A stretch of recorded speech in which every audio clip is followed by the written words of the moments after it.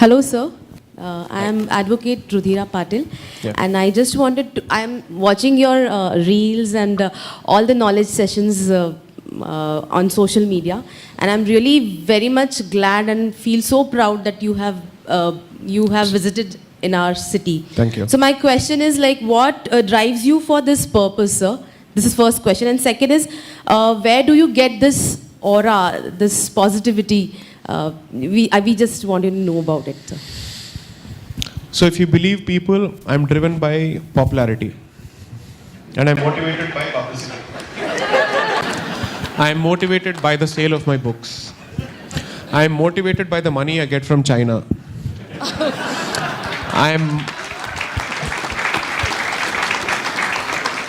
I'm motivated by certain lawyers from the Congress who apparently were my mentors. I am motivated by all the group photos that I take, and especially when women come and take pictures, apparently that drives me.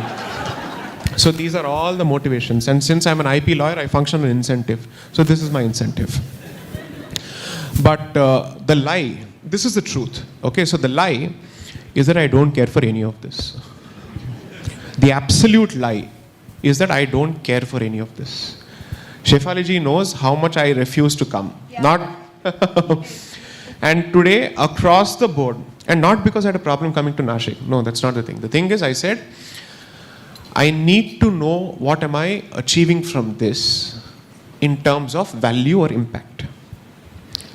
If it's going to be another session, group photo session, selfie session, some Instagram post here and there, I don't want it because I think I'm done with that cycle. I wanted to understand what impact my work creates. The book tours have told me it is making an impact. 2, it is making an impact from the age group of, I've seen 9th standard students write to me telling me that they are trying to read the books. That tells me that the core audience is being hit. Second, I've also seen people take up derivative works out of it and apply it to their own lives and to their professions. So that second order effect is achieved. 3, I wanted the books to penetrate UPSC coaching centers and libraries of institutions. It has done that. Now, I don't need to do anything more because what has happened is over the last 1 year, mainstream publications have literally come to my doorstep saying, please write for us. Indian Express was never a platform people like me could have gotten access to in the past. I have gotten access there. And they know for a fact, they willingly said, "Aa bel mujhe maar." And I've told them very clearly. So one of the terms that they offered was, we will pay you for every article. I said, I don't want a payment from the left under any circumstances. I'm very self-sufficient. I don't need anybody for anything.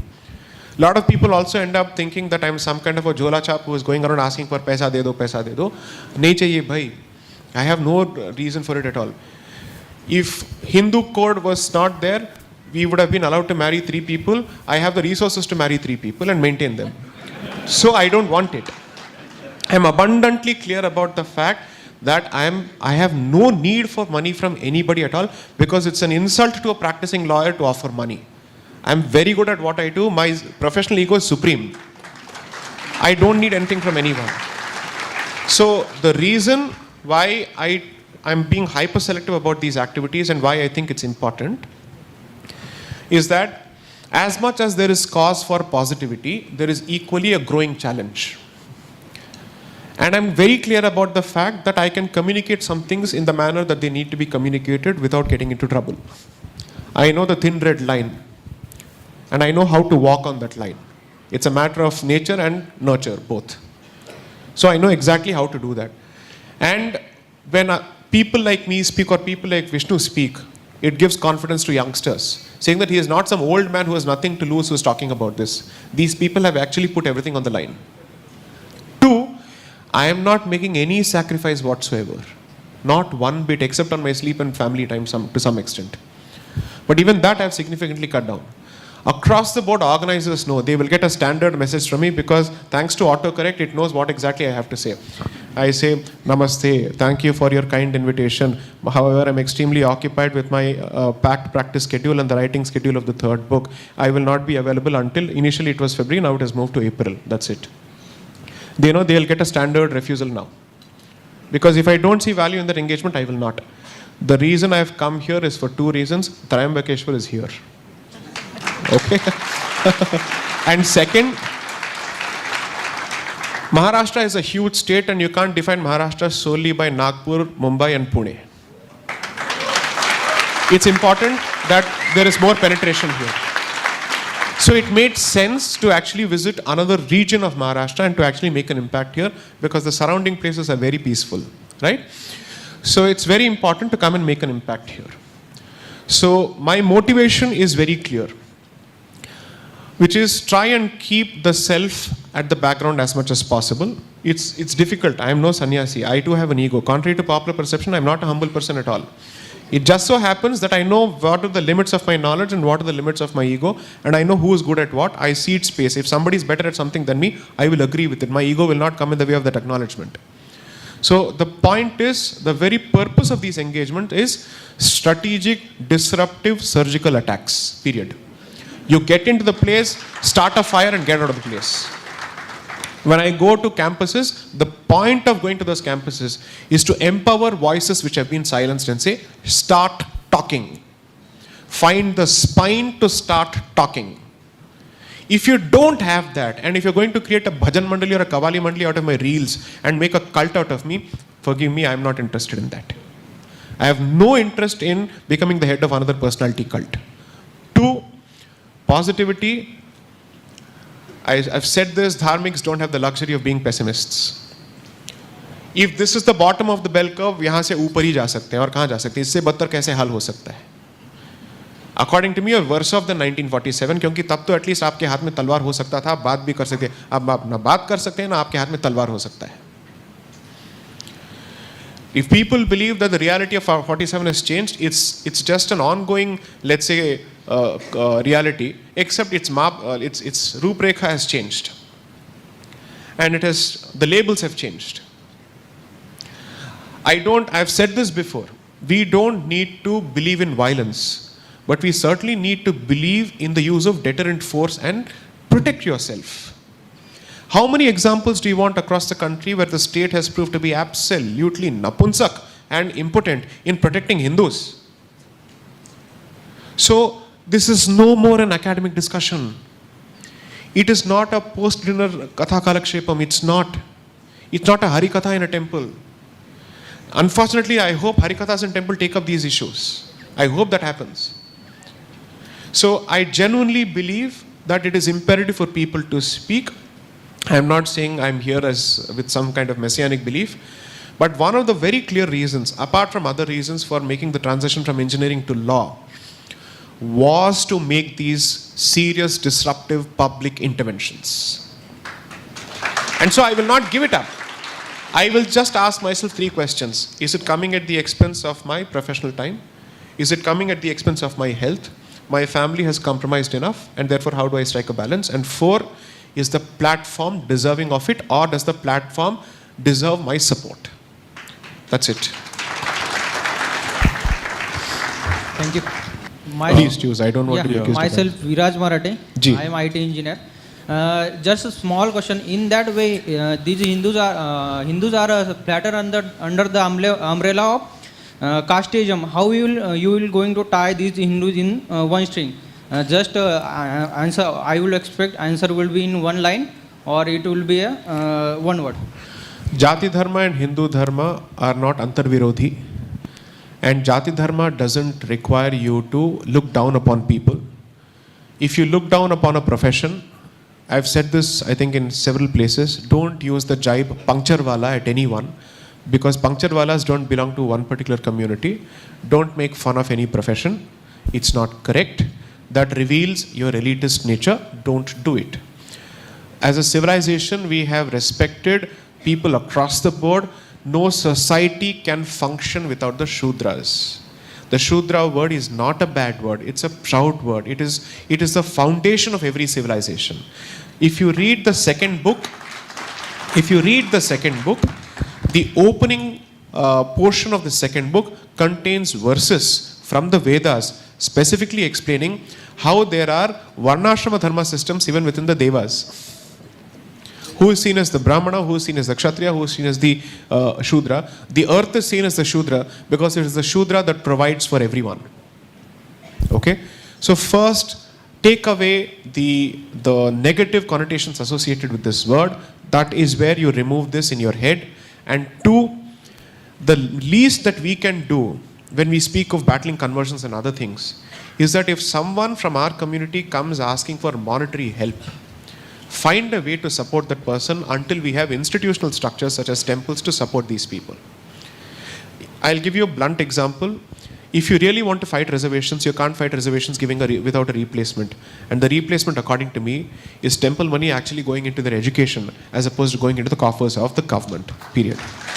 Should I start? Yeah. Radhe Radhe, Sai. I'm Sumit Patwardhan. I'm a chartered accountant by profession. Ji. Two questions in the same scenario actually. First is when we are in a social setting, we have one set of people who are completely deranged from the dharmic fold. At no point, no amount of facts or even evidences that are given to them in the conversation, make them see any kind of sanity. How do we deal with such lot?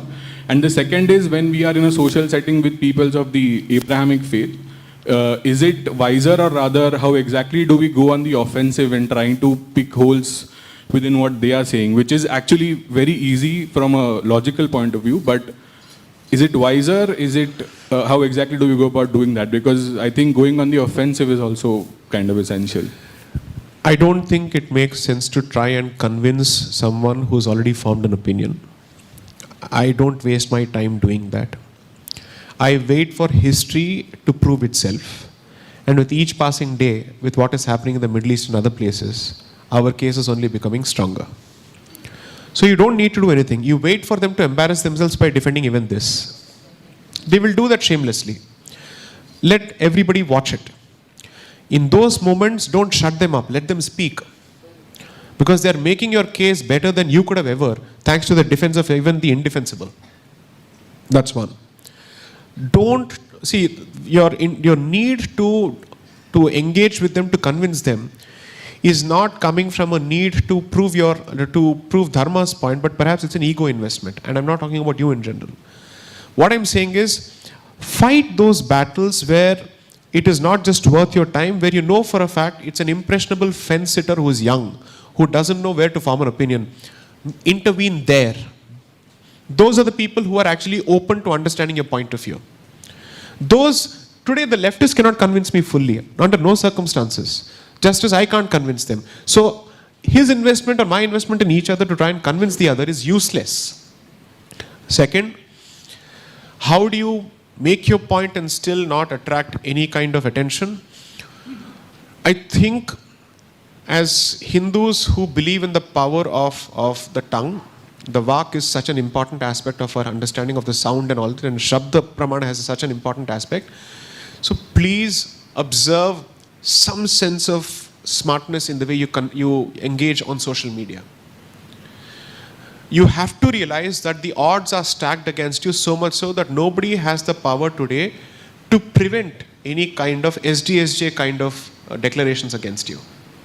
So use your viveka, use your buddhi, have some yukti in the way you actually handle these issues. I must have done at least 500 to 550 public engagements since 2016. Pull anything out from anything that I've said, whether out of context or with context. Ask yourself, how much of it is within the bounds of the law? 100% of it is within the bounds of the law. So, are you saying that everybody has to become a lawyer? No, I'm just saying everybody has to just be a bit smarter. Okay? That you realize the consequences of what you're saying, and you realize that the state will not come to protect you when you're under attack. You are responsible for the protection and safety of your own families first, nobody else. So don't shut up. There are two ways. Either start with a negative narrative or you start with a positive narrative. Today what is needed is not, let's say, the constant bashing of the other, but a clearer understanding of the self. Because once you have a clearer understanding of the self as to what is Hindu Dharma, what is a community, you'll be in a much better position to respond to the other side. So try and invest in creating a positive narrative in the first place. That's what I would do. Yeah. Namaste, Saiji. Namaste. This is Prathamesh Naik, engineer becoming lawyer, Ji. just like you. Okay. And talking about peaceful surroundings around Nasik, we see a lot of aggression youth at that side of district, Right. and lack of aggression in this side. Even when it comes to protect our culture, our religion, our deities, Right. whatever it is. So what has led us to lose that Kshatriya Dharma, that essence of Kshatriya Dharma in our youth, and how can we restore it in near future or in today's era? The practicing Hindus' tendency to run down organizations like the Bajrang Dal is a standing example.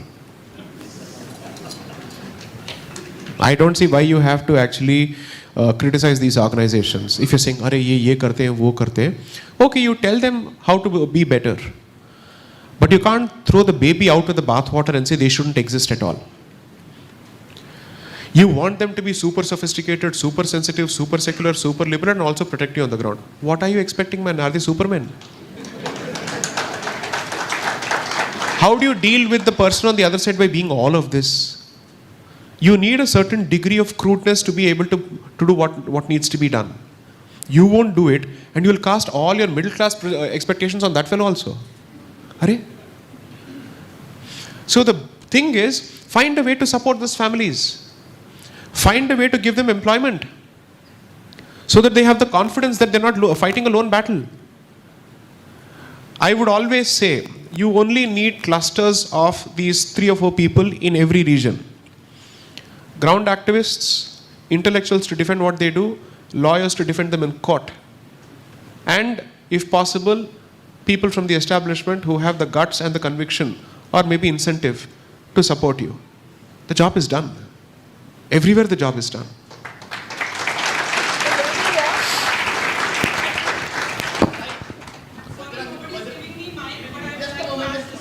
Yes. Jai Shri Ram. Jai Shri Ram. Take the mic, ma'am, if possible, because I think it's for posterity, so that I can be caught with something I say. Thank you for the mic. Otherwise, I would have asked this question without mic also. Yes, ma'am. Yes. Sir, thank you for coming to Nashik. We all are fan of yours. While speaking, you were informing that we should go back to ritualistic studies and also Vedas. Right. This era is going to be, next era is going to be era of AI, and also climate change technologies are coming. To become our nation first, our youth and everybody also has to concentrate on this part also. Correct. Studies of Vedas is itself going to take a lot of time. Right. In this, how would you advise our youngsters to make a confluence of studies of Vedas as well as bringing our nation first through technology? I wouldn't say start with the study of Vedas, क्योंकि उसके लिए एक level of commitment भी चाहिए होता है. So I didn't say that. What I'm saying is practice of the dharma and study of the Vedas are 2 different things. Those who have the ability and the commitment to do it can do it. It's not as if I'm Vedically trained. My training has just about begun. My Upanayan Sanskar happened in my 20s.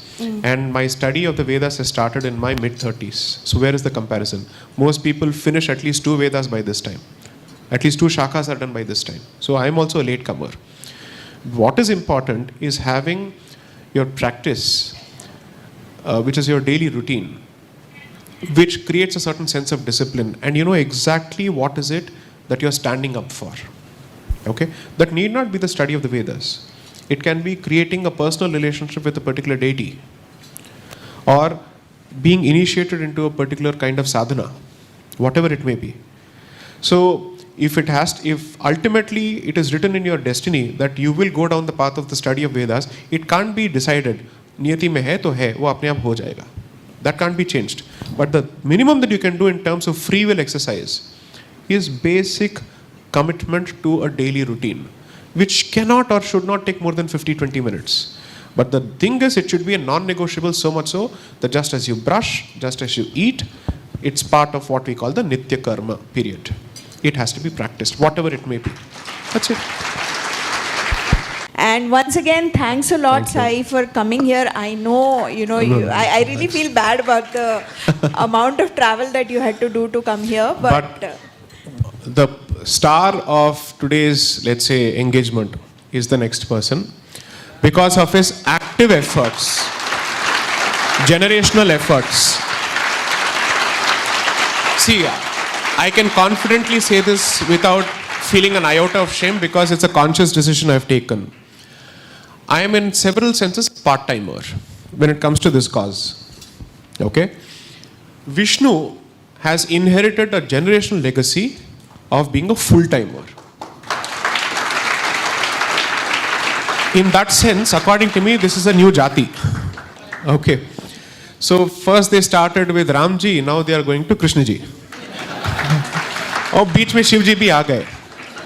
So they are covering both the Shaivites and Vaishnavites. The day you set up a political party, Shaivites will support you. I'm guaranteeing this. Thank you. Jai Shri Ram. Thank you so much, Sai.